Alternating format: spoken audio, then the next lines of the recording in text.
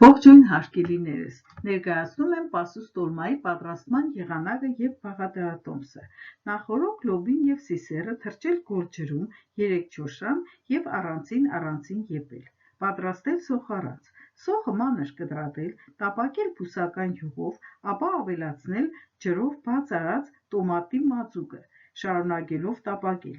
Անջատելուց հետո սոխառածին ավելացնել լոբին, սիսերը, ոսպը, բլղուրը, մարածրած կանաչիները, համեմել աղով, պղպեղով և այդ բոլորը լավ խառնել։ Կաղամբը 15-20 րոպե դնել սառը ջրի մեջ, որից հետո ջրքամել և ապա բաժանել թերթիկների, յուրաքանչյուր թերթիկի մեջ դնել խճողակը և փաթաթել։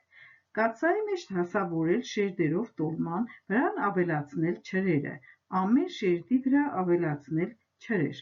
կրկնել նույն հեշտականությամբ, մինչև մտերքը վերջանա։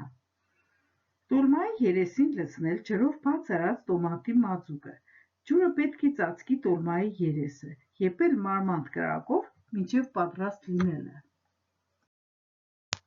Պասուս տոլման պատրաստելու համար անհրաժեշտ է 1 թթու դրած կաղամբ, 500 գրամ բլղուր, 200 գրամ կարմիր լոբի, 300 գրամ սիսեր, 200 գրամ ոսպ, 4 գլուխ սող, 5 ճաշի գդալ տոմատի մածուկ, 300 գրամ բուսական յուղ, 100 գրամ ծիրանի չիր, 100 գրամ շեքչամիչ, աղ, սև և կարմիր պղպեղ, ըստ ճաշակի և կանաչիներ։ Հարգելիներս,